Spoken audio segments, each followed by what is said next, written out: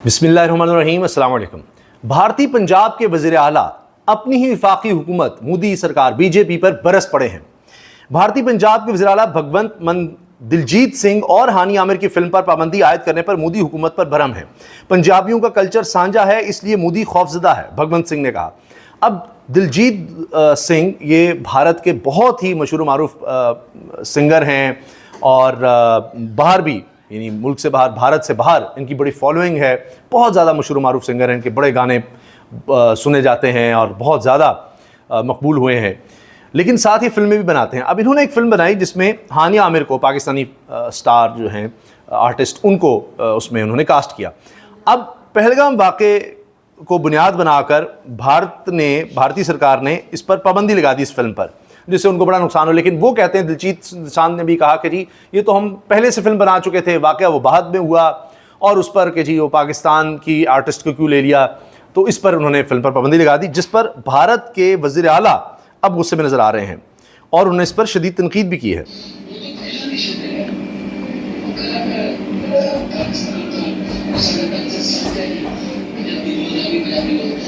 कह रहे पंजाबी बोलने वालों का, पंजाबियों का कल्चर साझा है, तो ये तो पहले की फिल्म बनी हुई है तो उस पर भी पाबंदी लगा दी। नफ़रत का हाल देखिए कि पाकिस्तान की हॉकी टीम ने भारत जाना था, लेकिन वहाँ पर पाकिस्तानी टीम को धमकियाँ लगानी शुरू कर देंगे, आएंगे तो उनको मार देंगे, इनको जान से मार देंगे। ये हाल हो रहा था पाकिस्तानी टीम के लिए वहाँ पर। तो पाकिस्तान का एशिया कप के लिए हॉकी टीम को भारत ना भेजने का फैसला, भेजने का फैसला कशीदा ताल्लुकात और टीम को लाहक सिक्योरिटी खदशात के पेश नज़र किया गया, क्योंकि वहाँ पर पाकिस्तानी हॉकी टीम को थ्रेट्स मिल रहे थे। हालिया दिनों में पाकिस्तान की हॉकी टीम की कारकर्दगी भी बेहतर होते देखी है, अच्छी होते देखी है, मगर साथ ही ये कि भारत में तो इनको थ्रेट्स मिल रहे थे। लिहाजा जो हॉकी का एशिया कप हो रहा है, पाकिस्तान ने समझा है कि हमारे जवानों की, हमारे खिलाड़ियों की जान को ख़तरा हो सकता है, लिहाजा हम वहाँ पर टीम नहीं भेज रहे। भारत तो हर दफ़ा बहाना बनाता है क्रिकेट टीम नहीं भेजते, जबकि यहाँ पर कभी उनके लिए कोई ऐसा ख़तरा नहीं हुआ। लेकिन पाकिस्तान की हॉकी टीम को तो वहाँ पर धमकियाँ दी जा रही थी। दूसरी तरफ क्या हुआ है, मोदी सरकार को एक और झटका मिला है ट्रंप की तरफ से ही। अमेरिका ने भारत पर 10% टैरिफ लगा दिया है। जितनी भी भारतीय मसनूआत होंगी उन पर अब 10% टैरिफ लग गया है, टैक्स लग गया है मजीद। और अब ये जाहिर है कि मोदी सरकार के लिए एक और झटका है। तो मोदी सरकार पाकिस्तान को नीचे दिखाने के चक्कर में इस वक्त अब तन्हाई का शिकार होती नज़र आ रही है और इनकी खारजा पॉलिसी बहुत ज़्यादा फेलियर का शिकार होती नज़र आ रही है। पाकिस्तानी हुकूमत का फेलियर भी सुन लीजिए। अब इनको टेक्नोलॉजी से, सोशल मीडिया से इतनी मार पड़ी है कि अब इन्होंने कहा है कि ये सारा कुछ ही फितना है, इस सबको ही पाबंदी लगा दो। 27 यूट्यूबर्स पर पाबंदी लगाकर, दीगर इक़दामात करके, लोगों को पकड़ धकड़ करके, मुकदमात बनाकर साफ़ियों के ख़िलाफ़ जी नहीं भरा। इनकी पजीराई फिर भी नहीं मिल रही, पैसा भी बहुत लगाया। अब इनके जो प्रोफेसर हैं, जीनियस जनाब एहसन इकबाल साहब, वो वैसे तो टेक्नोलॉजी की अफादियत पर खिताब कर रहे थे, अफादियत पर, लेकिन कहा क्या, टेक्नोलॉजी और इंफॉर्मेशन का मिलाप जमहूरियत के लिए ख़तरा है। जमहूरियत के लिए ख़तरा हो गया, असल में इनके लिए ख़तरा है, इसलिए ये खुद को जमहूरियत कहते हैं। सोशल मीडिया प्लेटफॉर्म नफ़रत, तकसीम और फेक न्यूज़ का गढ़ है। एल्गोरिदम्स के ज़रिए अब पैगामात को आसानी से तोड़ मरोड़ लिया जाता है। ले जी, अब इनको एल्गोरिदम भी बुरा लगने लग गया है। सोशल मीडिया प्लेटफॉर्म्स ने रेवोल्यूशनाइज कर दिया है एक्सेस टू इंफॉर्मेशन, लेकिन they have also become breeding grounds for propagation of all sorts of hate material, fake news on very parochial agendas, जिसके साथ सोसाइटी में आप देख रहे हैं, चाहे मगरबी ममालिक है, चाहे साउथ है, चाहे नॉर्थ है, हर सोसाइटी पोलराइजेशन का शिकार हो रही है। अच्छा, अब यहाँ नफ़रत आरिफ जितने कानून पाकिस्तान में हैं, यकीन जानिए शायद दुनिया में कहीं हो। अपनी यूट्यूब की और सोशल मीडिया प्लेटफॉर्म्स की अपनी पॉलिसी है, वहाँ हेट मटेरियल नहीं आप चला सकते, दीगर इस तरह से आप क्राइम्स के हवाले से नहीं कह सकते, इस तरह की चीज़ें नहीं, खून नहीं दिखा सकते। जब हम भी वीडियो बना रहे होते हैं तो इन चीज़ों पर बहुत ज़्यादा ध्यान करते हैं, एहतियात करते हैं। लेकिन यहाँ चक्कर कुछ और है। चक्कर यह है कि हमारी दाल नहीं वहाँ पर गल रही, इसलिए सब खतरा है। टेक्नोलॉजी ने इसको इस हद तक मैनिपुलेटिव कर दिया है कि एल्गोरिदम्स के जरिए अब आपके लिए मुमकिन है कि आप मैसेजेस को बड़ा मैनिपुलेटिव बना सकते हैं। और ये जो एल्गोरिदम्स हैं, ये प्रायोरिटाइज करते हैं वायरलिटी को, नॉट ऑन ऑथेंटिसिटी खबर की, क्योंकि हर एल्गोरिदम, देखिए जी, वो वायरल हो जाए जो चीज़, उसको वो देख रहे होते हैं, कर रहे होते हैं। बुनियादी चीज़ ये है कि जो लोग ज़्यादा देख रहे होंगे, ज़्यादा जिस पर बात कर रहे होंगे, वो चूँकि इनके खिलाफ जा रही होगी, इसलिए इनको उस पर बहुत ज़्यादा तकलीफ़ है। यही बात इनके हक़ में जा रही हो तो इनको ठीक लगेगी, क्योंकि जो हमारा मेन स्ट्रीम मीडिया कहलाता था, अब तो main stream media digital media हो गया है, वरना इलेक्ट्रॉनिक मीडिया, अखबारात, इन सबको तो 100-100 अरब रुपए के इश्तिहार देकर ये लोग ख़रीद लेते हैं। लेकिन यहाँ एक हर शख्स के पास अब मोबाइल है, वो अपनी बात कह सकता है, हर आदमी इनसे कंट्रोल नहीं हो रहा। 25 करोड़ लोग कंट्रोल नहीं हो रहे, मसला ये है सारा के अंदर एक ये बायस है कि खबर को किस तरह वायरल करना है, और वायरल तो झूठ ही होता है, ज़्यादा झूठ को पार लगे हुए हैं सोशल मीडिया के ऊपर। देखिए, ये भी एक झूठ है कि झूठ तो वायरल होता है, वायरल ही झूठ होता है, ये मुमकिन नहीं है। फेक न्यूज़ खुद ब खुद नीचे जाएगी, वो शख्स खुद लोगों की नज़रों में गिरेगा, लोग उसको आइडेंटिफाई कर लेंगे। सबसे ज़्यादा फेक न्यूज़ तो हुकूमत के कई वज़रा फैला रहे होते हैं, फिर आपस में इनके बयानात नहीं मिलते कि जी इमरान खान के बेटे आएंगे तो क्या सलूक करना है, क्या नहीं करना, जी फलां है, ये नहीं। अब देखिए ना, ये फेक न्यूज़ नहीं कि जी 26 लोगों के खिलाफ हम रेफरेंस फाइल कर रहे हैं, उनको नाहल करेंगे। अब खबर आ रही है, एक्सप्रेस ने खबर दी है कि वो तो सिर्फ ड्रावा था। तो ये फेक न्यूज़ नहीं, खुद फैलाना और बताना। तो इसी तरह जो सच है वो बहुत ज़्यादा वल्नरेबल हो गया है टू डिस्टॉर्शन, और मेरे नज़दीक आज के दौर में जमहूरियत के लिए भी सबसे बड़ा खतरा टेक्नोलॉजी और इंफॉर्मेशन का ये मिलाप है कि जिसमें जमहूरियत के लिए खतरा इंफॉर्मेशन टेक्नोलॉजी का मिलाप हो गया है, क्योंकि अब असल जमहूर की आवाज़ बन रही है, जमहूरियत अब नज़र आ रही है, लोग अपनी आवाज़ पहुँचा रहे। जमहूर आवाम है, उनके पास अपनी बात कहने का ज़राया आ गया, वो इनके लिए, इस अशराफा के लिए, इन ख़ानदानों के लिए, ये जो जाली इलेक्शंस के जरिए आ जाते हैं, उनके लिए खतरा बन गया है। अब बहुत ज़्यादा मैनिपुलेटिव हो गई है। अगर आपके पास डेटा एनालिटिक्स है, आपके पास टेक्नोलॉजी है, तो आप लोगों की मर्जी को मैनिपुलेट कर सकते हैं। अमेरिका जैसी जमहूरियत जो कि दुनिया की सुपर पावर है, वहाँ पर भी अगर ये कहा जाए कि सदारती इंतखाब जो है उसको मैनिपुलेट कर दिया गया है, तो फिर हम तो बहुत ही अभी तिफले मकतब के अंदर है। ले जी, कह रहे हैं जी वहाँ भी अब ये ट्रंप की जीता, ये भी मैनिपुलेट कर दिया गया है, ये उस तरफ इशारा है।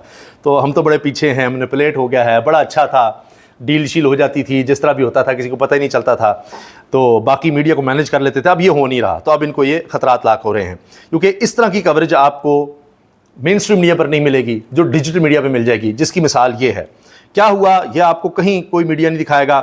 हैदराबाद में पीटीआई की रैली जारी, और वहाँ पर जनाब सिर्फ एक दिन के नोटिस पर कितने लोग निकले हैं, ये अब सोशल मीडिया पर ही आपको नज़र आएगा। ये देखें, ये देखें आप। तो अब आप ये देखिए कि कितने लोग निकल रहे हैं, कितनी बड़ी तादाद में। ये हैदराबाद में है, अभी बलूचिस्तान में दिखाएंगे जहाँ आबादी कम है, सबसे कम आबादी जिस सूबे में बलूचिस्तान है, वहाँ पर कितने लोग निकले वो भी देखिएगा। अब चूंकि मेन स्ट्रीम नहीं दिखाएगा मीडिया, ये डिजिटल सोशल मीडिया दिखाएगा, इतना रश होगा, लोग ज़ाहिर है इस चीज़ को देखेंगे, अच्छा ये लोग निकले थे, क्योंकि आपको ये चीज़ मेन स्ट्रीम पर नहीं मिलेगी। हलीम आदिल शेख साहब नज़र आ रहे हैं, फिर लोग इसको देखेंगे, इस पर कमेंट्स करेंगे। अगर ये वायरल हो जाएगी तो ये कहेंगे देखे ना जी, ये तो फेक न्यूज़ वायरल हो गई है, ये फेक है। वहाँ पर लोग निकले हैं। इमरान खान ने कैद कबूल कर ली लेकिन ग़ुलामी कबूल नहीं की। हम भी मौत कबूल कर लेंगे लेकिन कभी ग़ुलामी कबूल नहीं करेंगे। सदर बलूचिस्तान दाऊद शाह काकड़, ये तहरीक इंसाफ की तरफ से ये वीडियोस भी शेयर की जा रही हैं, और सोशल डिजिटल मीडिया पे आपको मनाज़िर नज़र आएंगे।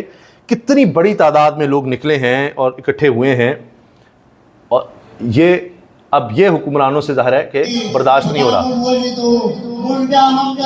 ये देखिए, ये बलूचिस्तान की सूरत हाल है। तहरीक इंसाफ चारों सूबों में नज़र आ रही है। देखिए, हद निगाह तक आपको लोग नज़र आएंगे, छतों पर भी लोग हैं। ये कहा जा रहा था कि ये वकला कन्वेंशन है। अब इस पर खुद शेख वकास हकम बड़े खुश नज़र आ रहे हैं। वो कहते हैं सूबाई सदर बलूचिस्तान दाऊद शाह काकड़ ने तारीख रकम कर दी। बलूचिस्तान ज़िला दकी में इमरान खान की रिहाई के सिलसिले में तमाम तर रुकावटों के बावजूद अज़ीमुश्शान जलसा, हज़ारों वर्कर्स की शिरकत। ये जी, अब चूँकि अवाम इनके साथ नहीं है, तो ये अब खलाई मखलूक जिसको कहते थे, अब उनको फरिश्ते कह रहे हैं। तो पीपल्स पार्टी के गवर्नर साहब कह रहे हैं हम सेनेट इलेक्शन में 5 सेनेटर्स मुंतखब करवा लेंगे। तो एंकर ईशा नकवी साहब ने पूछा कौन देगा वोट आपको, आपके तो बंदे इतने नहीं हैं। फैसल किमकुंडी बोले फरिश्ते वोट दे देंगे। सुन लीजिए, अब जो इस वक्त की अपोजिशन है, सेनेट इलेक्शन में आप कितने सेनेटर्स मुंतखब करवा रहे हैं? अब दुआ करें, जब मेरे पास फिगर पूरे, आपको पता था पिछले सेनेट के इलेक्शन में, गिलानी साहब के इलेक्शन में आपको एक्यूरेट फिगर बताई थी ना जी, कि एक नंबर के ऊपर आपने बताया ना, टाइम तो आने देना। आपका टारगेट क्या? इंशाल्लाह हमारा टारगेट ये है कि हम 5 सीटें निकालें। 5 सीटें?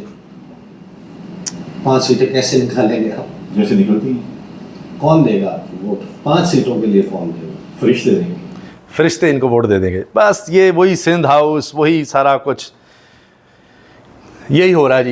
ये इस तरह से सीटें निकालेंगे, वोट के बगैर ये इसी तरह चलेंगे आखिर कब तक। खौफ देखिए इमरान खान के बच्चों का खौफ। इस पर मतुल्ला जान साहब का क्लिप मैं आपको दिखाऊंगा, वो तो बहुत वायरल हो रहा है, जिसमें उन्होंने कहा कि ये तो ऐसे डर रहे हैं कि इमरान खान का बेटा कासिम नहीं, मोहम्मद बिन कासिम आ रहा है। ये इतने डर गए हैं उससे कि जिस तरह उस वक्त यहाँ हिंदू राजा डर गया था मोहम्मद बिन कासिम से, ये उस तरह डरे हुए हैं। जब इमरान खान के बेटे वीज़े के लिए अप्लाई करेंगे तो फिर हम देखेंगे क्या करना है।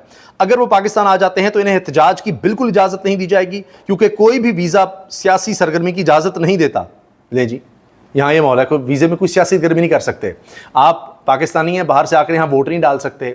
आप गैर मुल्की हैं तो यहाँ कोई सियासी आप सरगर्मी हिस्सा नहीं ले सकते। अब ये क्या इंटरनेशनली लोगों को पैगाम दे रहे हैं, ये सोचिए ज़रा, ये इतने खौफजदा हैं। ये देखें, फॉरेन नेशनल्स कोई भी हो तो उनको ये इजाजत नहीं दी जा सकती कि चाहे वो किसी की भी औलाद हो या किसी के भी रिश्तेदार हो, उनको इजाजत नहीं दी जा सकती कि वो पाकिस्तान आके पाकिस्तान की जो सेपरेटेड एक्टिविटीज हैं बिखुसूस नोट हो कि एक शाही मामला है शाही। अब वज़ीर बन सकते हैं आप, वज़ीर ख़जाना बन सकते हैं आप, फॉरेन नेशनल है तो वो आप बन जाएंगे, आपको बना दिया जाएगा, बाद में आप नेशनलिटी छोड़ते रहें। यहाँ ये नहीं हो सकता। खौफ असल में पॉपुलैरिटी जो लोगों में है उसका खौफ है कि जी आने देंगे, गिरफ्तार कर लेंगे। अभी से थ्रेट्स हो रहे हैं। फिर जमामे ने उसका जब जवाब दिया, इंटरनेशनली वो स्टोरी बनी, अब वो परेशान है क्योंकि और रास्ता निकालते हैं, उनको आने भी देना है नहीं देना। उनसे पहले ही कमिटमेंट लेंगे कि आप किसी तरह की एक्टिविटी नहीं करेंगे, सिर्फ आपको वालिद से मुलाकात करवाएंगे और बस दिखाएंगे हाँ जी हमने मुलाकात कर दी, उसके बाद निकलो यहाँ से। तो अब वो अभी से ही लोगों में पजीराई उनको मिल रही है। और इसी पर मतुल्ला जान साहब ने फिर ये तबसरा किया। अब मुझे तो ये लग रहा है सिंध और पंजाब की फोटो को देख के कि जैसे कासिम नहीं मोहम्मद बिन कासिम आ रहा है। तो मतलब परेशानी इतने पैनिक कर गए और पता नहीं वो दोबारा शायद सिंध वाले खास तौर पे सिंध हुकूमत जो है। और दूसरी बात ये कि कहाँ, पहली बात तो ये उनका राइट है कि उनको वीज़ा दिया जाए, नहीं दिया जाए ये उनका राइट है, और वीज़ा नहीं दिया जाएगा तो वो तो भी सुन लें कि क्या हो सकता है। इस पर मतुल्ला जान साहब ने कहा कि ये सारे इलाज कराने हर वक्त वहाँ गए होते हैं। ये ज़हन में रखें कि बर्तान कह रहे हैं कि जी वीज़ा तो आपको देना पड़ेगा, आपने फिर जाना होता है इलाज के लिए। इसका नोटिस लेगी, तो आप ये ज़हन में रखें कि बरतानिया हुकूमत इसका नोटिस लेगी, क्योंकि यहाँ से सारे वीज़े लगवा के बरतानिया जाते हैं, ठीक है ना। ये किस मुंह से एक बरतानी शहरी को वीज़ा डिनाई करेंगे, और वो शहरी जो इधर सैर के लिए नहीं आ रहे, वो अपने एक कैद बाप से मिलने के लिए आ रहे हैं। ये यहाँ से बरतानिया जाते हैं, बड़े सारे शहबाज शरीफ और नवाज शरीफ, ये किस मुंह से एवन फील्ड के प्रॉपर्टी में लंदन में जाके अस्पतालों में इलाज कराते हैं, लंदन के एवन फील्ड जायदादों पे रहते हैं, ठीक है। बरतानिया जायदादी भी खरीदे, वहाँ जाकर रहे भी, लेकिन जनाब ये नहीं कि वहाँ से कोई आ जाए, इमरान खान के बेटे आ जाएँ, एक कैदी बाप से मिलने आ जाएँ, ये इनके लिए बर्दाश्त नहीं है। इजाज़त दीजिए, अल्लाह हाफ़िज़।